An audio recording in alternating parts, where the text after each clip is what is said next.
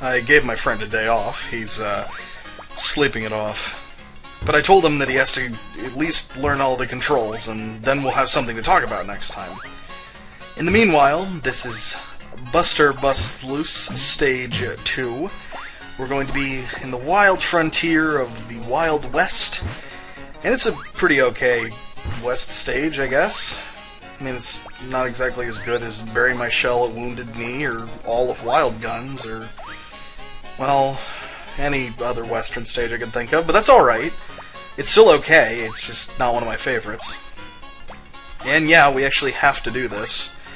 It's a little silly, but I mean, it's, you know, it's Tiny Toons. What do you expect? Of course it's gonna be silly. But I guess I like this stage. The opening's okay. I like that a lot better than what comes later. And I'm just not terribly keen on some of the stage design later on, but as for now, it's okay. The enemies are alright. I mean, you can expect that chandelier to fall. This is a platformer. But this game in general just kind of gives me the vibe of Super Mario Bros. 3. In the sense, the whole dash mechanic, I think, is just kind of something they implemented based on that game. I might be being naive, or I might be being spot on, but if you play the NES Tiny Toons game, then you'll definitely see some similarities to Super Mario Bros. 3. And I'm wondering how long that game really took off in the eyes of the video game creating community as something that was the law of the land in a platformer. I'm not sure, but here's what I don't particularly care for. This stage just goes on really long, and it's because of this whole auto-scrolling thing. I mean, I'm no stranger to auto-scrolling. I'm fine with it. I don't mind it. But the problem is there's just not enough going on. Like, these nets, you just dash out of them. They're an okay gimmick, but they only show up pretty early on, and maybe a little later, I'm not exactly sure. And you can kind of screw them over just by jumping and kicking. And the jump and kick's kind of clunky that way. The physics in Tiny Toons are just a little strange. Of course, that's not to say this is a bad game, obviously. It's perfectly fine. It's just kind of middle of the road. But who am I to really judge platformers? I mean, I liked a middle-of-the-road platformer in Arrow the Acrobat too. Though, of course, I would say that's far better than any Super Mario Brothers. Nah, this game's just...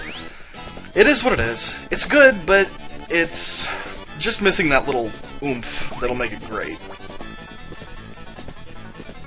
It would really help if Buster didn't look so disappointed in himself. And now this is also not something I'm too keen on. As you can tell, the tracks are running out. So, the train we're running on, we have to dash off of it.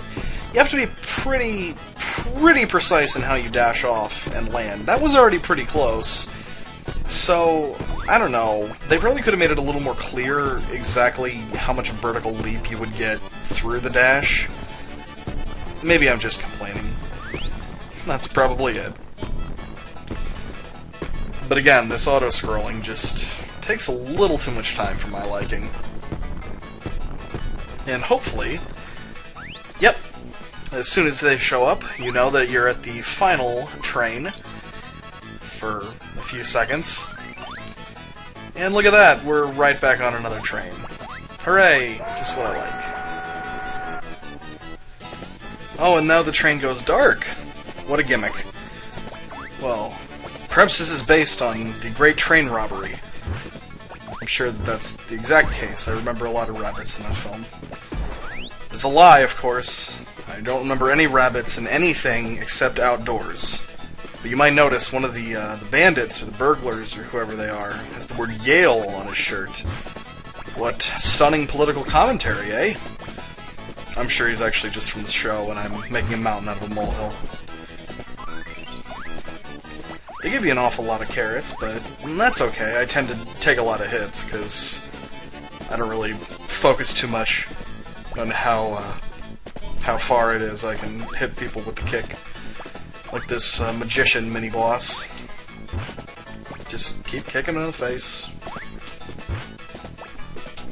Yes, yes, Buster, keep going. Good job.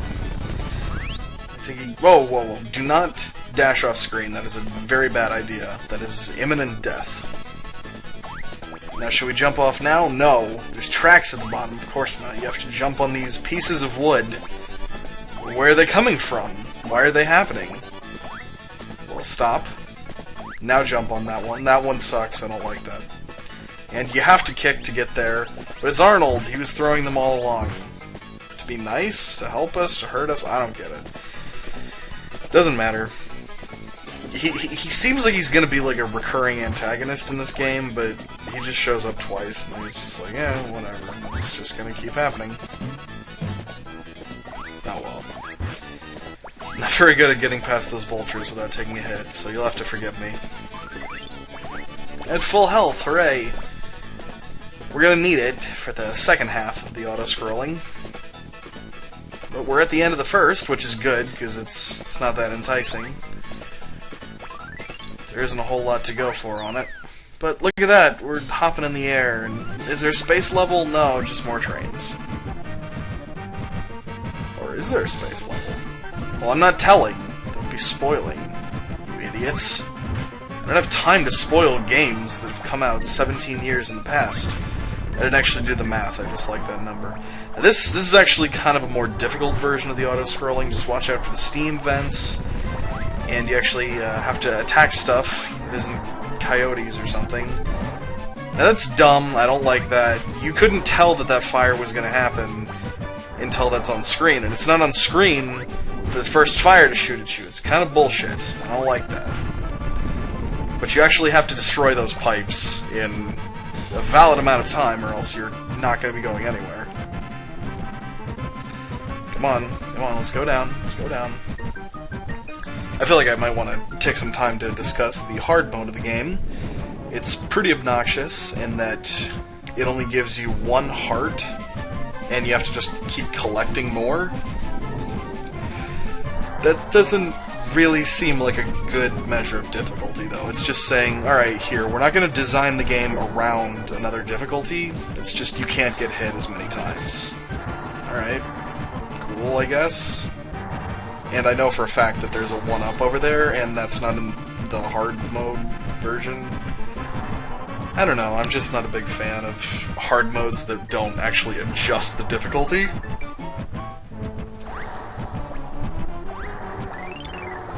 Particularly this one, since it just gives you less to work with and not as much trial and error, I guess. But I suppose back then, I mean, difficulty settings in the SNES era, I mean, they didn't really know what to do with it. But oh, look at that. Hey, how's it going, Max? He's all upset, but he was stealing stuff. I don't know what he's mad about.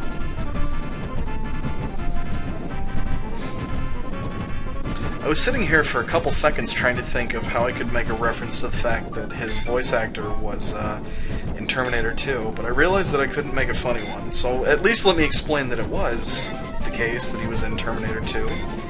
And salute your shorts. And there we go. Alright, we're gonna get on the cart, guys. It's gonna be exciting. Don't actually push any buttons, we're already done with the stage. And now, for some reason, this pastiche of the Wild West genre turns into a Back to the Future joke. Not exactly sure why, but I guess it's kind of funny. I don't expect a lot of kids to get that.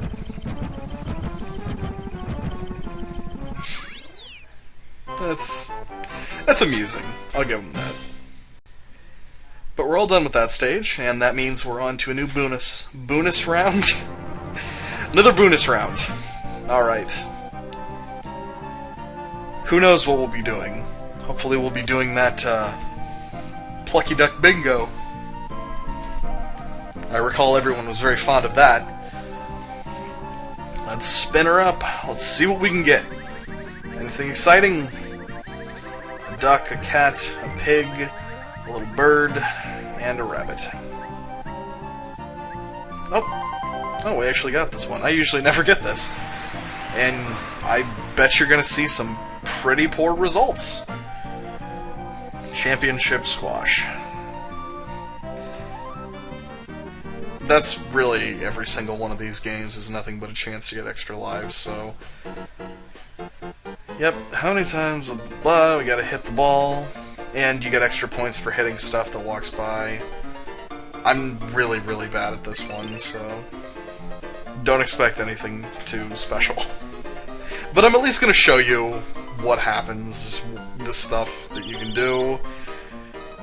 Again, please don't expect anything good out of this. Alright, this is sad. This is already pretty upsetting. The graphics are too fantastic. But yeah, as you see, like, the characters you hit give you various things, like, Calamity Coyote turns off the clock, and then the Vulture speeds the ball down.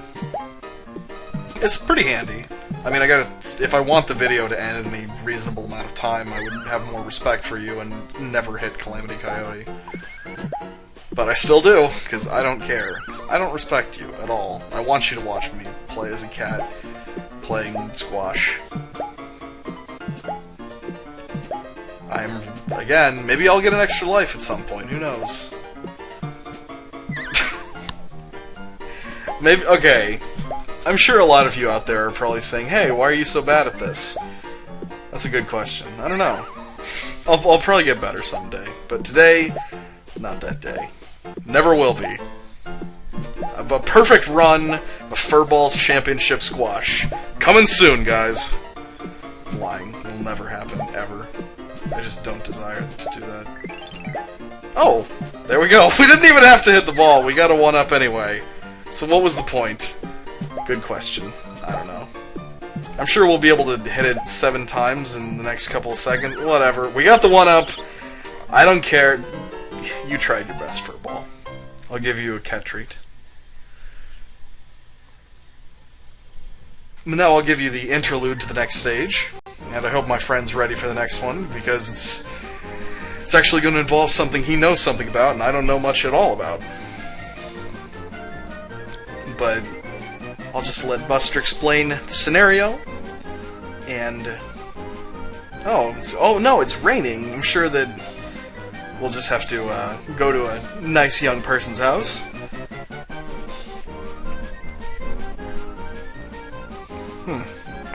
Oh, yeah, that looks like a pretty charming little place.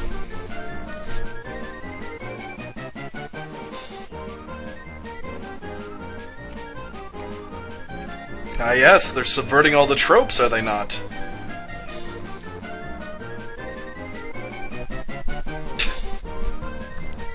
This is... alright, I'll give it this. The dialogue's kind of amusing. Spook Mansion.